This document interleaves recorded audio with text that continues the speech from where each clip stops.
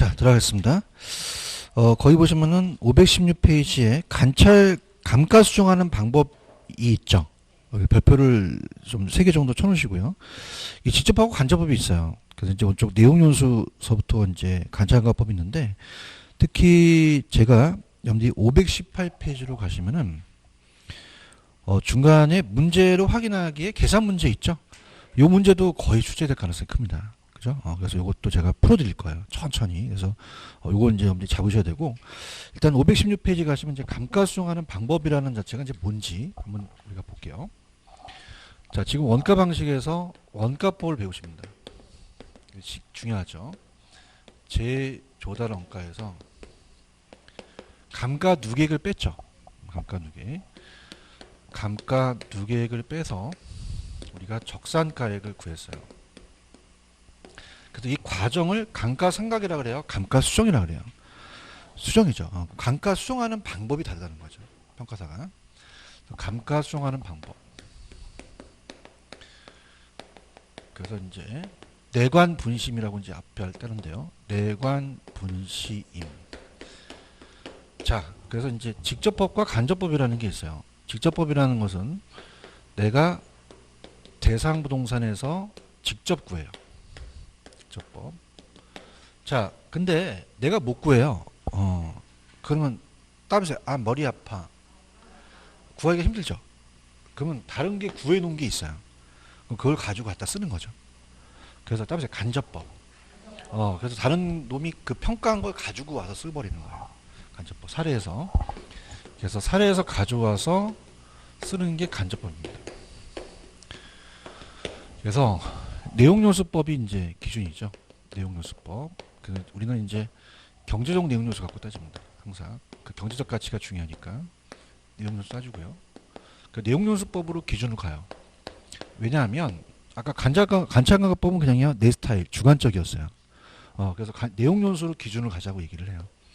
근데 관찰감각법이 있으면 그 법으로 병용할 수 있다고 나오거든요. 근데 아까 왜 물리기능 경제를 분해했던 거 기억나시죠? 분해법, 내구성 분해 방식. 여기까지가 직접법입니다. 이제 간접법은 잘 출제가 안 돼요. 시장 추출법은 내가 구했어요. 시장에서 추출해요. 시장에서 추출해서 간접법으로서 그 사례에 나왔던 감가 수정을 갖다 쓰는 거예요. 그 다음에 임대료 간접법이에요. 임대료 손실을 하는 법은 만약에 똑같은 5층짜리 건물인데 얘가 엘리베이터가 있고 얘는 엘리베이터가 없어요. 그냥입니까? 감가됩니까? 그럼 그냥입니까? 임대료를 적게 받습니까? 손실될 수도 있죠. 그걸 가지고 간접법을 써요. 근데 얘네들은 그렇게 출제가 되지는 않습니다. 그래서 내관 분시임 이렇게 그냥 앞자만 따서서 가세요. 내관 분시임. 자, 그럼 좌측에 보시면은 감가 수정 방법이 직접법하고 간접법 있죠. 직접법은 내용연수법, 관찰분해법, 간접법은 시장지출법, 임대료 손실하는법. 자, 오른쪽 갑니다. 517페이지로 가시면 3번에 내용연수 기준이라는 단어가 있죠. 그래서 우리가 감가상각 자산의 수명을 내용연수라고 하고 경제적 내용연수와 기능적이 있지만 보통 경제적으로 갖고 따집니다. 정액법 있고요. 다음에 정액법, 정률법, 넘겨보세요. 상환기금법. 관찰감각법과 분해법은 아까 말씀드렸죠. 그다음에 넘겨보시면은 간접법의 시장추출법과 임대료 손실하는 법은 아까 시장추출법은 내가 구해요. 사례에서 가지고 와요. 비교한 거고 임대료 손실을 따졌죠. 이 두 가지는 잘 안 나옵니다. 그래서 내용연수 위주로 갈게요. 그럼 어디가 이제 잘 나오냐면 일단 517페이지 정액법이라는 단어가 있나요? 자, 그래서 우리가 세 가지가 있어요. 정률법이 있고 그다음에 정액법이 있고 그 다음에 상환기금법이라는 게 있어요. 상환기금법. 근데 정액법이 이제 계산 방식이 잘 나옵니다. 자, 상환기금법 유래기로 암기하시는데 그래서 정률, 정액, 상환기금법. 자, 들어갑니다. 정액은 매년 일정액씩이죠. 정액이니까 편안하게 들으세요. 편안하게 책 왔다 갔다 하지 마시고 정액법은 매년 감가액이 일정해요. 감가율이 일정해요. 감가액이 일정해요. 매년 100원, 200원, 300원 가는 거예요. 자, 그래서 감가액이 일정해서 일단 계산 방식이 아까 경제적 내용요소가 중요했죠. 그래서 제도원가가 있으면은 만약에 얘가 1억 2천만 원입니다. 그럼 물리적으로 버틸 수 있는 잔존 요소가 있어요. 잔존가액을 빼야 됩니다. 2천만 원을. 그럼 요 1억이 이제 그 감가 총액이 돼요. 경제적 내용 요소니까. 자, 그럼 이제 매년 감가액을 구합니다. 매년 감가액. 그래서 매년 감가액을 구하게 되면요.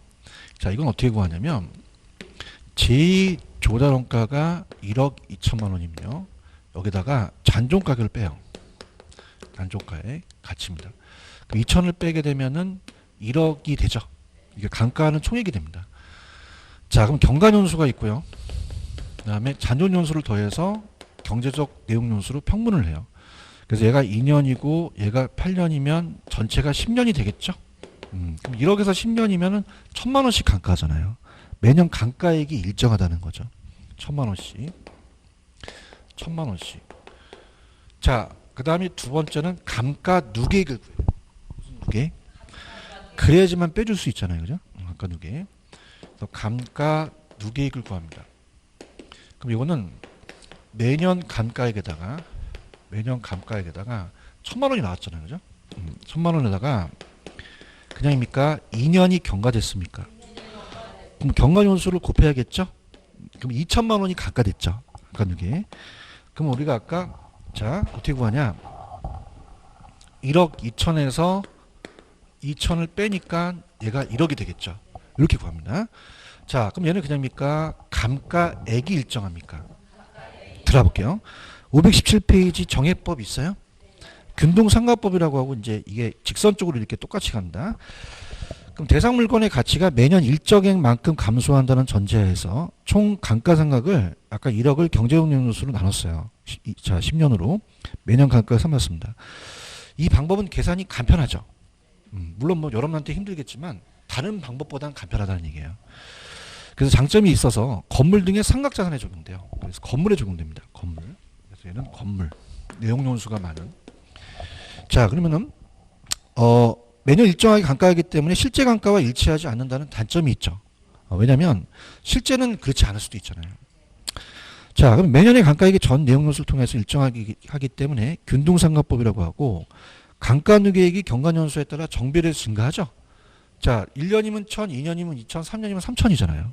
그래서 직선법으로 쭉 이게 간다 그러고요. 넘겨볼게요. 자, 계산은 제가 이따가 해드리고, 자, 오른쪽에 보시면 상한기금법이라는 게 있나요? 자, 이걸 이제 비교해 볼게요. 정해법과 상한기금법은 좀 달라요. 상한기금법은 얘랑 똑같이 매년 감가액은 일정합니다. 똑같아요. 얘도 매년 감가액은 일정액 가요. 그래서 자, 매년 감가액이 똑같습니다. 자, 근데 중요한 거는 얘네들은 이자를 고려 안 하고요. 얘는 이자를 고려해요. 자, 무슨 말이냐? 자, 만약에 요게 감가총액으로 내가 모아야 할 금액이에요. 그러면 여러분들 왜 그 화폐시장 가치에서 감치금 계수 기억나시죠? 적금 드는 거. 그래서 감치금 계수 써요. 자, 우리가 상한기금법을 감치기금법이라고 하거든요. 감채기금 계수. 자, 그럼 만약에 1억짜리 적금을 들어요. 그죠? 그럼 봐보세요. 만약에 950만 원씩 10년을 모아요. 그럼 원래는 9,500만 원을 타가야 되죠. 근데 그냥입니까? 1억을 타갑니까? 그냥요, 이자가 붙었어요. 이자를 고려하는 거예요. 아시겠습니까? 그래서 이자 나왔다 그러면 무조건 상한기금법 찍습니다. 이자 나왔다? 상한. 다른 애는 이자가 안 나와요. 아시겠습니까? 그럼 얘는 그냥입니까? 얘보다 좀 적게 띱니까? 적게 뛰죠. 그럼 남아있는 금액이 많을 수도 있잖아요. 그런가요? 그럼 남아있는 금액이 많으면은 기업에서는 어떻게 됩니까? 세금을 더 내거든요. 그래서 기업 회계는 안 씁니다. 그럼 회계는 쓴다 안 쓴다? 감정평가사만 써요. 강산평가사에서 광산이라는 건 없었죠? 광산을 한 번 캐면 캘 게 없죠. 그럼 그걸 다시 은행에다 집어넣는 거죠. 그래서 계속적으로 이제 은행이자로 따져서 적금 듣는 거로 가는 거예요. 아시겠습니까? 자, 그래서 얘는 그냥이야 이자가 나와. 자, 할게요. 상환기금법 있어요? 그럼 상환기금법이란 내용연수가 만료될 때 감가누계액 상당액과 그에 대한 복리계산 이자 상당액을 포함했죠. 그럼 시험 문제 이자 나왔다. 그럼 무조건 상환기금법입니다. 어려운 거 없어요. 그 내용을 깊숙하게 물어보진 않습니다. 아시겠죠? 그죠? 이자 나오면 얼마나 쉬워요. 정액 정률이 아니잖아요. 아시겠죠? 그죠? 그래서 내용연수를 상환하는 방법이죠. 그래서 기업에서는 채택할 방법이지만 우리가 아까 기업에서는 잘 쓴다 안 쓴다? 왜? 세금 부담이 늘어나잖아요. 그래서 우리 부동산도 감정평가사는 광산 같은 데 평가해요. 광산은 계속 캐면 캘 게 있어요 없어요? 그럼 은행 이자를 받아야 되잖아요. 그죠? 그런 걸 평가하지 아마 기업 회계에서는 안 씁니다. 그래서 아마 동영상을 들으신 분도 저도 이제 작은 부에 있었지만 이 더존 프로그램 같은 게 있어요. 회계. 그죠? 그 회계하는 애들은 정률법하고 정액법만 써요. 상환기금법은 쓴다 안 쓴다? 감정평가에서만 쓰는 겁니다. 아시겠죠? 그죠? 이자를 고려하니까. 그런가요? 그 다음에 좌측에 정률법이라는 단어가 있나요? 그럼 여러분들 정률법은 그냥요 일정률이에요. 어떻게 하셨어요? 정률이니까. 그래서 매년 일정률씩 감가합니다. 자, 그럼 들어보세요. 자, 갑니다. 만약에 금액을 적게 해서 그냥 1,000원이라고 할게요. 그래도 매년 10%십니다. 자, 그럼 처음에는 감가가 안 돼서 1,000원입니다. 그러면 그럽니까? 10%씩 감가입니까? 그러면 1,000원에다가 0.1을 곱해서 100원을 감가시켜요. 그러면 1,000원에서 100원은 이제 빼야 돼요. 그런가요? 강의 참여하세요. 그럼 얼마에서 얼마를 빼요? 1,000원에서 100원을 빼죠. 그럼 얼마 남죠? 그럼 이게 키포인트예요. 그럼 어디다가 10%를 곱해야 됩니까? 900원에다가. 이게 키포인트예요. 그런가요? 그럼 900원에다가 곱하기 0.1 하면 90원이 되죠? 그럼 900원에다가 90원을 빼면요. 810원. 그럼 810원에다가 곱하기 0.1을 하면요. 81원. 810원에다가 80원을 빼면요. 여기까지 하겠습니다. 자, 그러면 정액이에요? 정률이에요? 감가액이 그냥이야. 감가액이 일정하지가 않아요. 얘는 감가액이 일정했잖아요. 감가액이 일정하다, 일정하지 않다. 일정하지 않고 초기에 감가액이 커요. 계속적으로 체감하는 거죠. 그럼 많이 처음부터 그냥입니까? 많이 감가합니까? 우리가 기계 같은 거는 3년 지나면 반값을 뚝 떨어지잖아요. 그래서 아까 건설기계 같은 거는 정률로 갑니다. 그죠? 근데 건물이 3년 지났다고 반값 뚝 떨어지는 건물이 있나요? 나 좀 소개시켜줘. 그럼 건물은 정액으로 가는 거죠. 그럼 여러분들이 평가사가 굴삭기를 많이 평가할까요? 건물을 많이 평가할까요? 그래서 정액법이 계산 문제가 많이 나옵니다. 아시겠죠? 정률은 계산이 딱 한 번 나왔는데 그 이후로 안 나와요. 아시겠나요? 정률이 있어요? 찾았습니까? 잔고 정관법이라는 거는 이 잔고가 계속 줄어든다는 거고요.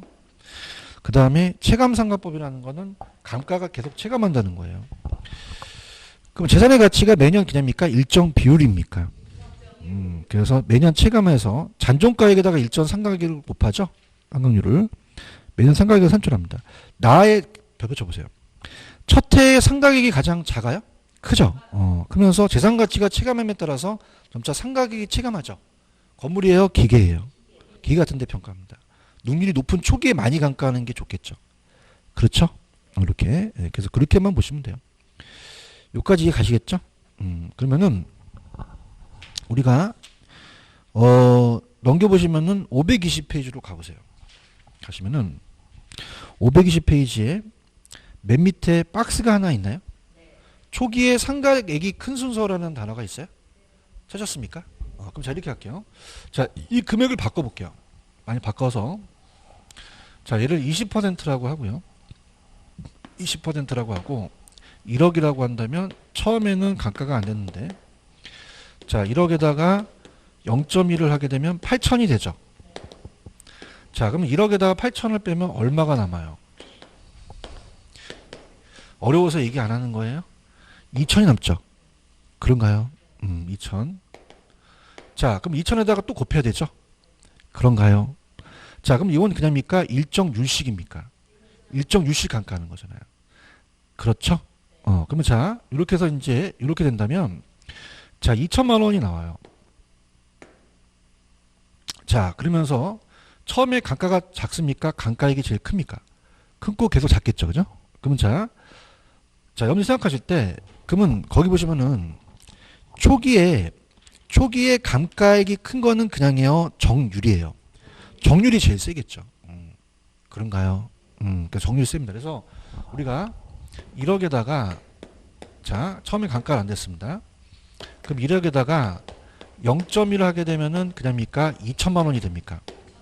그럼 1억에다가 2천만 원을 빼면 얼마가 남죠? 8천이 남죠. 그럼 8천에다가 또 0.1을 하죠. 그럼 얼마가 돼요? 1,600만 원이 되죠. 그런가요? 그럼 처음에는 2천이고 1,600이 적어졌잖아요. 그럼 얘는 2천이니까 제일 처음에 많이 뛰죠. 그래서 1,000만 원, 950만 원. 그러면 정률이 제일 초기에 많다는 거죠. 맞습니까? 따라서 유렛기. 그럼 어떤 게 상가격이 제일 커요? 정률, 정액, 상한이라는 거죠. 그런가요? 근데 적상 가격은 그냥입니까? 반대입니까? 반대죠. 그러면 상한이 제일 많이 남는 거죠. 그죠? 그래서 그렇게 보시면 되고요. 자, 그럼 간 김에 갈게요. 지금 정액, 정률, 상한이라는 게 있죠. 자, 그럼 여기서 제가 여러분들한테 얘기해 볼게요. 이자 나오면 뭐죠? 상한입니다. 그죠? 상한기금법 있나요? 상한은 그냥요 이자가 들어가 있어요. 그래서 매년 상가격이 일정하나 정액법보다는 950이 1,000만 원보다 작죠? 광선이 평가하고요. 맞아요? 그 다음에 자 매년 감가액이 일정한 건 그냥요 정액이에요. 초기에 감가액이 제일 많은 건 정률이 되겠죠. 이게 키포인트가 되는 겁니다. 아시겠죠? 그죠? 무슨 말씀인지 아시겠어요? 그래서 아까 얘기를 했고 그것만 좀 보시면 됩니다. 이해 갔나요? 그래서 아까 그 계산 문제를 한번 여러분들이 518페이지 보시면 그 계산 문제 하나 있나요? 이걸 한번 풀어보세요. 제가 풀어드릴 테니까 천천히 한번 어떻게 풀어야 될지 한번 보세요. 얘도 거의 90% 시험을 합니다. 좀 어려워요. 제가 어려운데 그래도 여러분들이 조금 시간을 좀 가질게요.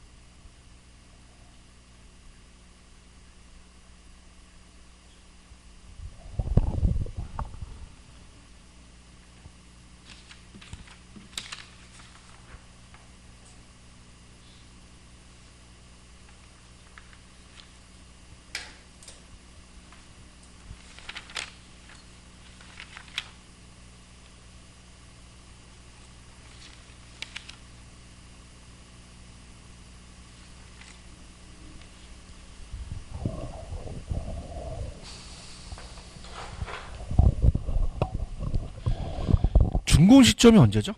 2009년 6월 30일. 기준 시점은요? 자, 여러분들 지금 연도만 다르지 월은 똑같아요. 그럼 몇 년이 경과됐나요? 이걸 찾으셔야 됩니다. 5년이 경과됐다고 안 나오고 그걸 찾으라 그래요. 몇 년이 경과됐다고? 5년. 제도농가가 얼마죠? 2억. 전체적인 내용연수, 경제적 연수가 50년. 정액법을 구하라 그랬죠? 잔존 가치율이라는 단어가 있나요? 잘 나오세요. 자, 어떻게 하냐면 지금 제도농가가 2억인 건 아시겠죠? 잔존 가치율은 여기다가 곱하는 거예요. 그럼 2억에다가 10%죠. 2억의 10%는 얼마예요? 2천이죠. 대답 좀 해보세요. 그럼 2억에다가 2천만 원을 빼보세요. 1억 8천이 나오는 거죠. 그런가요? 전체 내용 연수가 아까 몇 년이라 그랬죠? 50년이죠. 그런가요? 그럼 편안하게 보세요. 그냥입니까? 360만 원이 나옵니까? 나오죠.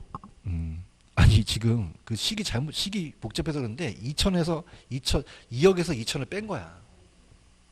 아 가자. 1-0.1에서 지금 맛이 갔어. 아시겠습니까? 너무 잘 알죠, 그죠? 그 2억에서 2천을 뺀 거야. 그냥 2억에서 2천 뺐다고 그래. 여러분들 이제 너무 과대평가했어요, 이 저자분이. 그럼 1억 8천이 나왔죠? 그럼 1억 8천을 50년으로 나누라는 거야. 그럼 매년 감가액이 얼마 나와? 그 옆에 있는 글씨를 못 읽겠어요? 360만 원이 나오죠. 나왔어요? 찾았습니까? 그 매년 감가액이 얼마라는 거죠? 360만 원이라는 거죠. 그런가요? 몇 년 경과됐죠? 그러면 그냥요 5를 곱해야 돼요. 여기다가 5년을 곱하죠. 맞습니까? 그럼 얼마 나온다? 자, 4번에 지금 그걸 읽지 못하십니까? 1800만 원이 되잖아요. 이런 와중에 제가 어떻게 강의를 합니까? 1800이 나오죠. 그죠? 아시겠습니까? 그래서 이거는 이거 족보에 들어가는 문제입니다. 하셔야 됩니다. 다시 할게요. 자, 내가 계속 반복할게요. 준공 시점이 언제죠? 자, 연호를 안 봐도 돼요. 연호는 똑같이 내요. 그러면 준공 시점에서 기준점 몇 년 지난지를 캐치하셔야 돼요. 몇 년? 이게 찾는 게 중요한 겁니다. 맞습니까? 몇 년이 경과됐다고요? 그럼 나중에 매년 감가에 나오면 5년을 곱하셔야 되죠. 그런가요? 자, 그럼 갈게요. 다시 갑니다. 지금 그 저자가 쓴 1-장가율은 더 헷갈릴 수 있어요. 보지 마세요. 그냥 제도론가에서 그냥입니까? 잔존가격을 뺍니까? 잔존가치율이 10%라는 건 2억의 10%예요. 그럼 2억에서 2천을 빼는 거죠. 이렇게 해놔야지 1-장가율 하면 골 때려요, 이게. 아시겠습니까? 아까 분위기 안 좋았잖아. 그러니까 여러분들이 지금 몰라요, 이 저자분이. 어느 정도 실력이신지. 자, 그러면 2억에서 얼마를 빼야 돼요? 2천을 빼야 돼요. 아시겠습니까? 그러니까 나는 계속 20년 강의하면서 여러분들 실력을 알기 때문에 이렇게 안 넣을 거예요. 저는 그냥 2억에다가 2천을 뺀다고 나올 거예요. 그럼 얼마나 나오죠? 1억 8천이 나오죠. 맞습니까? 몇 년이 지났어요? 자, 근데 50년으로 나눠야지 매년 각각이 나오겠죠. 360이 떨어지는 거죠. 그런가요? 그럼 몇 년을 곱해요? 그럼 그게 감가수정액이 되는 거예요. 얼마? 1,800만 원이 되는 거죠. 맞습니까? 근데 만약에 적산가액을 구할 수 있죠. 따라서 적산가액. 그럼 2억에다가 얼마를 빼야 돼요? 1,800만 원을 빼야 되는 거죠. 맞습니까? 그럼 2억에다가 얼마? 1,800만 원을 빼면 적산가액을 구하라고 할 수 있죠. 그럼 시험 문제는 얘 나올 수 있고 얘 나올 수도 있다는 거죠. 아시겠습니까? 이건 거의 시험 문제가 90% 나오는 부분입니다. 무슨 얘기인지 아시겠죠? 반드시 하셔야 돼요. 그래서 그렇게 보시면 됩니다. 다시 갈게. 일단 그냥이야 제도론가를 봐야 돼. 제도론가 아까 얼마였어? 2억. 그죠? 대답도 안 해. 얼마? 잔존가치율이 10%. 그럼 얼마에서 얼마를 빼? 2,008. 그럼 얼마 남아? 8천. 몇 년으로 나눠? 그러면 얼마야? 감가액이? 360원. 몇 년 지났어? 그럼 얼마야? 그렇게 된다는 거죠. 하실 수 있겠죠? 그래서 그게 염지 시험 문제 배정이 돼요. 그러면 아까 2억에다가 그냥입니까? 1,800을 뺍니까? 그러면 적산가액이 나오는 거죠. 아시겠죠? 그래서 이거는 거의 시험 문제 99%이기 때문에 반드시 해야 됩니다. 아시겠죠? 한숨 쉬는 소리가 막 들리기 시작해요. 자, 다시 갈게요. 자, 계속 갑니다. 일단은 그냥이 돼요. 제도도론가를 먼저 봐야 돼요. 다행히 2억이라는 게 나왔죠. 나왔고 그 다음에 그냥입니까? 잔존가치율이 있습니까? 그럼 제도도론가에다 그걸 10%를 곱하는 거예요. 그럼 얼마? 2천이죠. 그럼 2억에서 2천 빼면 1억 8천이 이제 감가총액이 되는 거죠. 전체가 50년이죠. 그럼 얼마씩? 360만 원이 매년 감가액이 되는 거죠. 그런가요? 몇 년 경과됐죠? 얼마 돼요? 1,800만 원이 그다음에 감가 누계액, 감가 수정액. 똑같은 얘기거든요. 그럼 만약에 2억에서 1,800을 빼면 적산가액이 나오겠죠. 아시겠죠, 그죠? 그래서 요거는 거의 시험 문제 배정이 되는 거예요. 무슨 말씀인지 아시죠? 이렇게 해서 정리를 꼭 해두세요. 이해 가셨어요? 그래서 넘기시면은 이제 적산법이라는 자체가 있는데 522페이지 가시면 적산법은 다음 주에 그냥 하는 걸로 하죠. 다음 주에 하는 걸로 하고 절 보세요. 감가 수정하는 방법은 따라서 내관 분심, 따라서 유래기, 정률은 일정액이에요, 일정 유의식이에요. 그럼 감가액이 일정해요, 감가액이 체감해요. 감가액이 체감하는 게 나은 거죠. 맞습니까? 그러니까 굉장히 쉬워요. 나만 쉽나? 그다음에 유래기 이자 나오면 그냥이야 상환기금법이야. 쓰시면 되고요. 그죠? 매년 일정액씩 나오면 정액이죠, 정액. 그죠? 아니 어렵지 않잖아. 매년 감가액이 일정하대요. 정액이잖아요. 만약 얘도 일정하지만 얘는 이자가 들어가거든요. 맞습니까? 상환기금 찍고요. 그 다음에 상각액이 체감한대요. 정률이죠. 얘는 초기에 상각액이 크죠. 그래서 누가 제일 많아요 처음에? 정률, 정액, 상한 이렇게 정리하시면 되겠죠. 아시겠죠? 그래서 정액법이 계산 문제 나오니까 그렇게 보시면 됩니다. 이해하셨죠? 그래서 적산법을 나가려고 했는데 오늘 여기까지만 할게요. 하시고 다음 주도 천천히 나갈게요. 그래서 여러분들이 감정평가가 아까도 여러분들이 희망을 좀 주기 위해서 여러분이 힘이 쫙 빠져가지고 아까 넘기시면은 페이지 543 가셔서 오늘 가셔서 거기 물건별 감정평가라는 게 있나요? 여기만 열심히 하세요. 그죠? 여기만. 그래서 여기는 계산이 없고 말 잡을 수 있다는 거죠. 그런가요? 자, 토지는 절 보세요. 토지는 절 보세요. 보세요. 공시지가기 집으로 가고 건물은 원가법으로 가고 계속적으로 연습하시기 바랍니다. 아시겠죠? 그죠? 그러니까 우리 지금 동영상 들으신 분도 이 지금 감가 수용하는 방법이나 이런 것들은 굉장히 평가사들도 어려워하는 부분이에요. 그러니까 우리 이제 여러분만 어려운 게 아니구나라는 걸 보고 그렇게 따라가시면 됩니다. 아시겠죠? 그래서 이 물건별 평가를 집에 가서 계속 하세요. 그래서 제가 건 나오면 수익하는 법이었죠. 그렇게 해서 열심히 하셔서 여기에 점수를 따는 걸로 가요. 그 다음에 제가 아마 첫째 시간에 별표 3개 친 거 있죠. 그래서 한 4개 문제 건지라 그랬잖아요. 거기만 좀 건지시면 돼요. 왜냐면 솔직히 이 계산이 제가 했지만 계산이 됩니까? 직접 하면 안 됩니까? 안 돼요. 그죠? 여러분들이 솔직하게 돼야 안 돼. 잘 안 돼요. 제끼게 돼요. 그러니까 아까 제가 건 나오면 수익하는 법, 건물은 원가법이죠. 그런데 점수를 따시려는 거죠. 무슨 말씀인지 아시겠죠? 그래서 여기는 계속적으로 우리가 어차피 지금 3월달이고 9월달까지 계속 공부를 하잖아요. 계속 가서 이제 되는 것이지 처음에 되는 건 아니죠. 화이팅 하세요. 감사합니다. 그래서 다음 주에 오시면은 어디서부터 하냐면 페이지로 가시면은 522페이지 가시면 522페이지 따보세요. 적산법 찾았죠, 그죠? 여기서부터 이제 다음 주에 갈게요. 임대료 구하는 거 아시겠죠? 이렇게 해서 오늘 했던 것 좀 집에 가서 연습하세요. 자, 여기까지입니다. 수고하셨습니다. 감사합니다. 네.